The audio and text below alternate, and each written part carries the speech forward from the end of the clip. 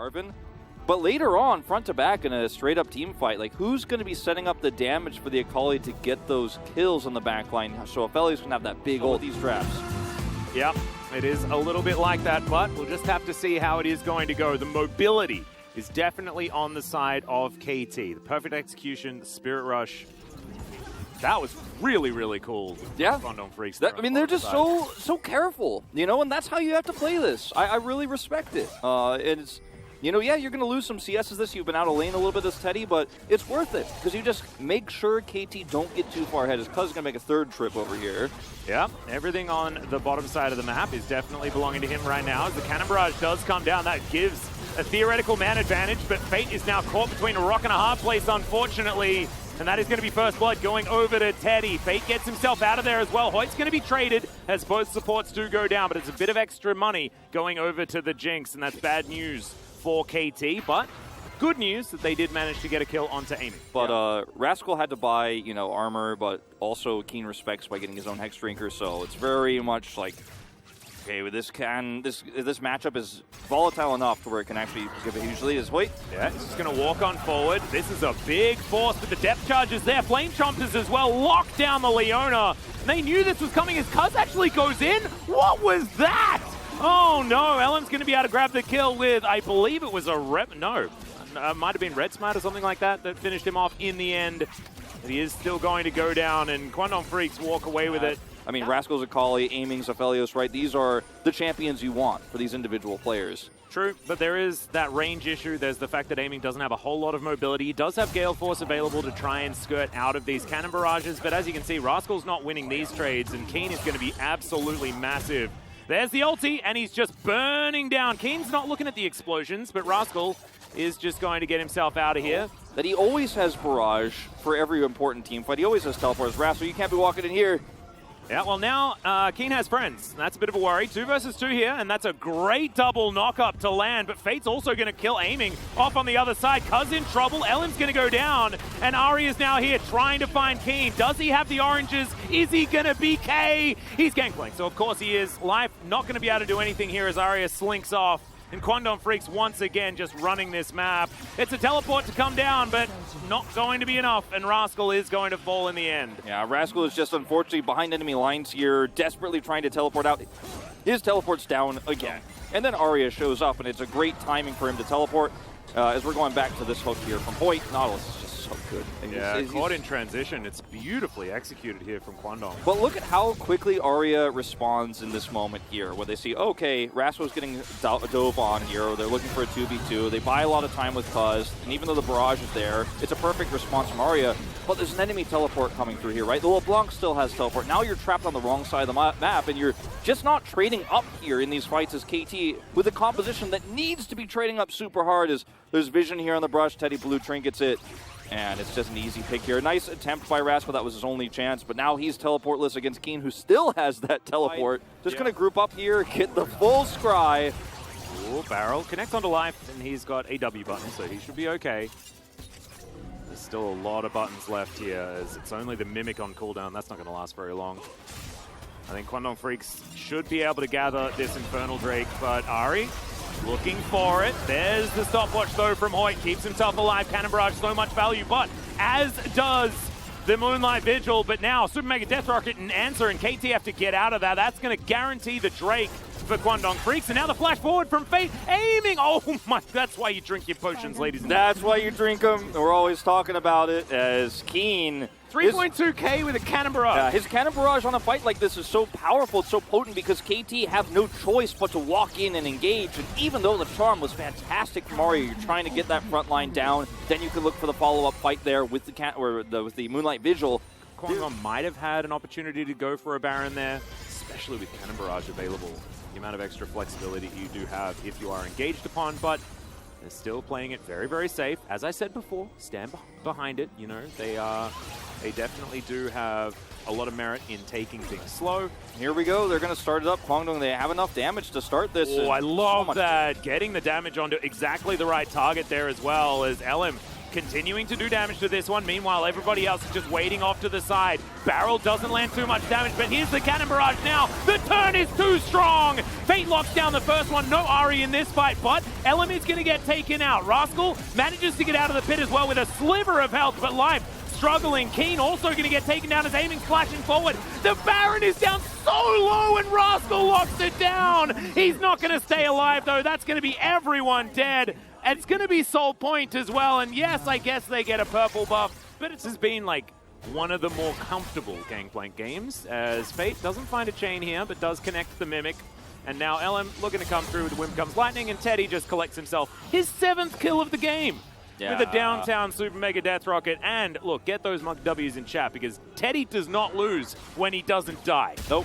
It feels like they did, as this tower is going to go to the hands of Keen. Teddy going to get engaged on here, but looks like that's what he wanted. Zenith Blade comes down. There's the Solar Flare, the layering of CC, but where's the follow-up damage? Ari is going to be able to land the Orb of Deception, but Teddy gets excited. How does he just stand his ground and live like this? As Rascal does lock down Fate off on that backside, but doesn't have that perfect execution to try and get rid of Teddy. And he's looking to now get his health bar back in order as Hoyt going to try and find that ridiculous hitbox. He is just dead if this backflip comes through. And yes, he is indeed. He's probably like Death Rocket doesn't come down. LM has no mana. Don't even know whether he wins this fight, as yep, another backflip comes through. That's a double kill, as finally Teddy gets here and finishes him off. You sort of saw that happening, that double kill, right? Like it's taken 6 weeks, but we got there, right? And yeah, this game is also taking a really long time. Now they've got Infernal Soul. They're looking for the Baron now potentially as well as, ooh, Hoyt not quite with the hitbox that he wanted there, as Amy's going to grab a blue buff. Cannon Barrage to slow down KT, and it looks like they don't even want a Baron. They just want to finish him right now. Life going to take a blast cone, but that puts him right into rocket range, and Teddy locks down that kill, and now KT just relegated to clearing out their base of 1 billion super minions that are careening towards their most important structure. And yeah, the Baron's still there. Quandong Freaks, they're done with this game. They want to finish it off. Zap is going to connect onto Cuz for basically Super Mega Death Rocket damage. He jumps into his Cataclysm, and that is going to slow down Teddy for a moment, but not enough. As now Keen in a bit of trouble. Perfect execution comes out from Rascal. Goes golden, sees his death for a little while, and now Aiming just explodes. LM sacrifices himself for the good of the colony, and Quandong Freaks will take game 1. In dominant fashion. You can see Quandong Freaks very linear with this gold graph. Absolutely beautiful to see. Quandong, yeah. They, you know, we often say Keen, one of the best top players in the LCK. He's got the hands right. It's the mechanics, but he showed us today his decision-making fantastic as well.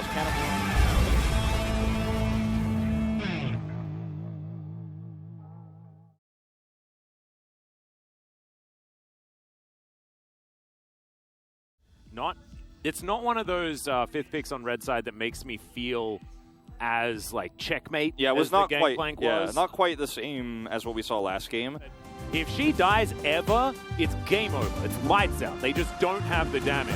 The game is hold on, hold the phone. Rascal low on mana. This is a really nice timing, of course, pre-6 to look for a gank on the Gragas.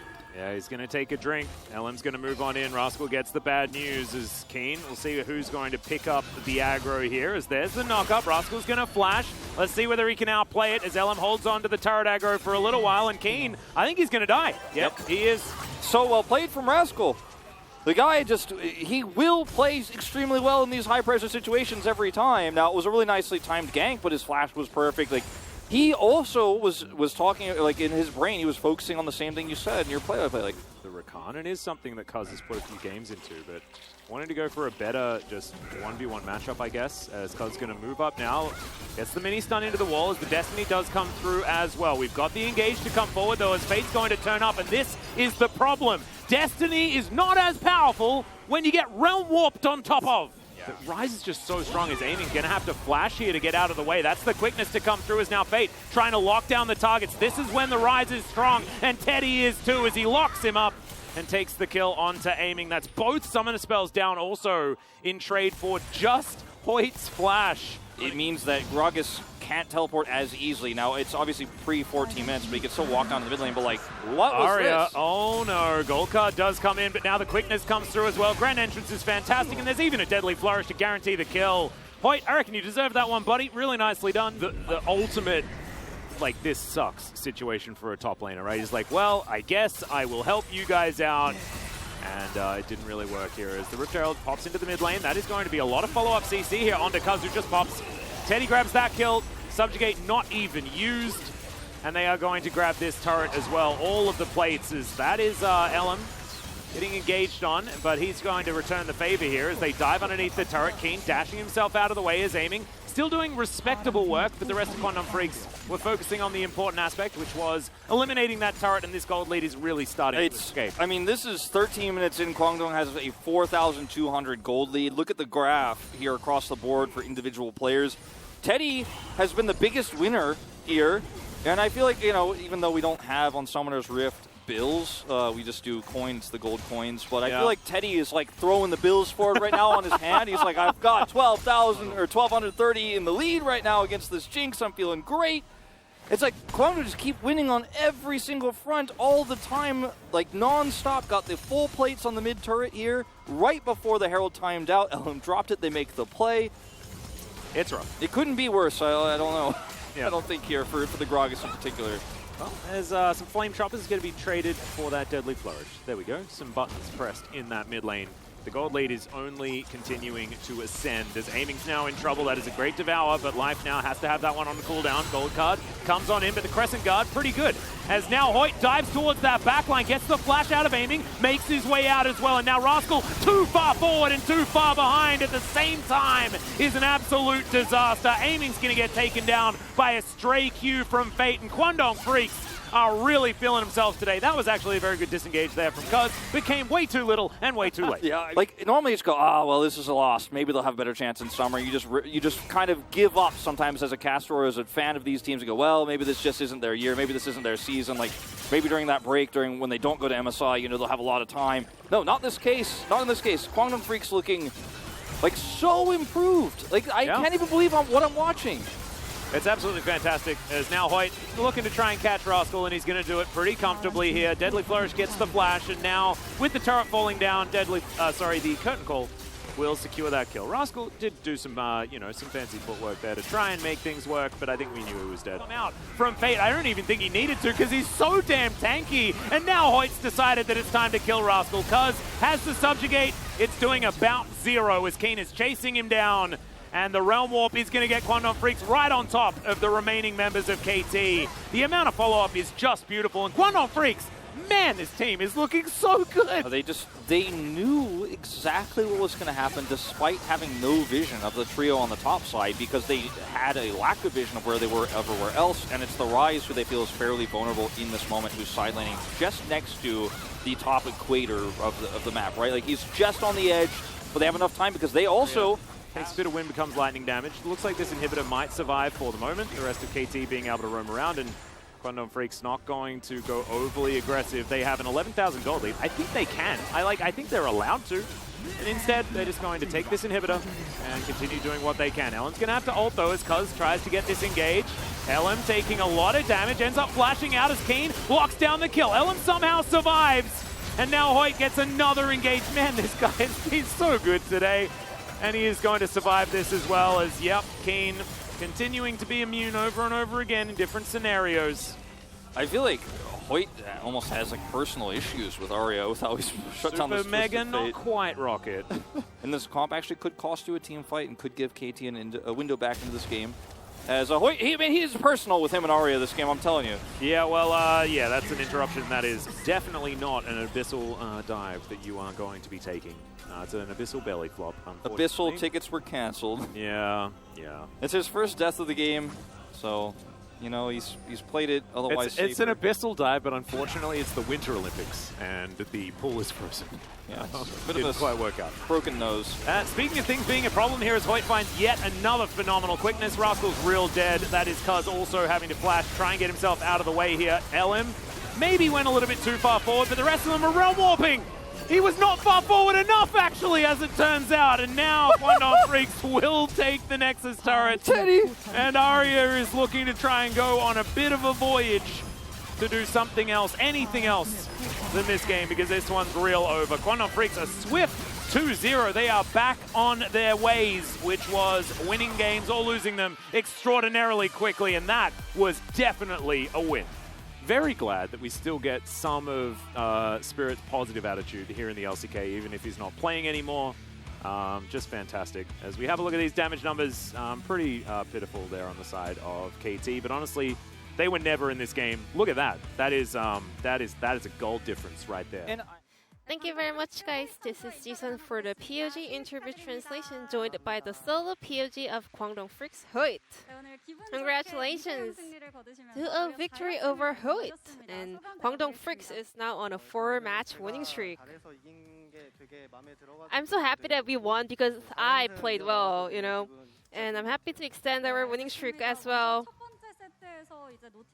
Game number 1, you were popping off on Nautilus. It was undefeated so far here in the spring split, 6-0. And yeah, I knew that.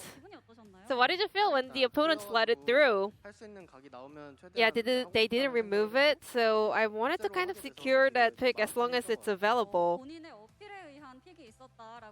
Because Hoyt was pretty vocal about securing that Nautilus pick. Did you get to watch the Analyst Desk after game number 1? Because Peter mentioned that Hoyt's Nautilus is actually like the best Nautilus in 2022. Because it's undefeated so far. Do you agree? I mean, I don't know if I deserve that much of a praise, but yeah, I don't want to get ahead of myself yet. And you are just so good at that pick. Any tips about using that champion? You have to be aware of where the opponent's carries are at. And also, you kind of have to act like a fool during team fights, so the opponent carries actually steps forward, so you can actually, you know, punish that play. I guess mind game is also another big tip for playing Nautilus. And I'll try that out in my solo queue as well. In game number 2, Nautilus instantly got removed. How did you feel at that moment? It felt good, you know, and also because of that, we were able to get an edge during the draft. So yeah, it definitely felt great. Game number 2, you decided to play Rakan. I think you got to play one of your favorite picks today. Hoyt. Rakan was one of your signature picks starting from your debut. So tell us about that pick. So we had a bit of a dive comp, and the opponent was having a great tool to kind of counter our play. So we wanted to secure one of the hard engaged picks. So I wanted to kind of play what I'm feeling more confident in. And what is so good about Rakan right now? He's really swift, you know? So it's really hard to deal with as an opponent. And also he has great engagements. Then what are the weaknesses of Rakan? He's so weak in lane. So you cannot never like blind pick that pick. But well, once you see the angle, you can always lock that in. Today, you were just popping off, landing all the abilities and also dodging all the opponent's abilities. So did you kind of see this solo POG coming? No, because I was not feeling that well earlier today, so I didn't really expect myself to perform so well. However, game 2 was about the Rakan carry. What happened? I mean, yeah, I was a little worried before the beginning of game number 1, but I kind of got adjusted to stage really fast, and I was able to kind of play better than I expected. And Hoyt, I can see that you have regained your confidence, you know, very proactive opening team fights and whatnot. Was there any turning point for you? Ever since I was like underperforming, well, the coaching staff always trusted me, so they helped me out and improve. So I'm getting better day by day. how's your teamwork with Teddy? I mean, Teddy is just great, so he's so talented, so he's just like trying to adjust to me, you know? He's just like doing so well for me. And I saw Teddy having a celebration, getting his first win on Jin as well. So what was the theme for the bottom lane together with Jin in Game 2? Because he was playing Jin, I was able to kind of roam on the other side of the map, so the game was pretty good. Kwangdong Freaks is on a hot streak, and I guess you guys are showing a very consistent form now. Well, but still, I think we have a long way to go. I think we have shown about 70% of our full potential. Looking forward to seeing the 100% of Kwangdong Freaks, and your next opponent will be Damon Kia. What's your mindset heading into that match? That's my former team, you know, and also they're so good and strong. But this time around, I really want to beat them. And this will be the end of the interview from Hoyt from Kwangdong Freaks, and I'm going to pass it back to Valdez and Chronicler. Thank you.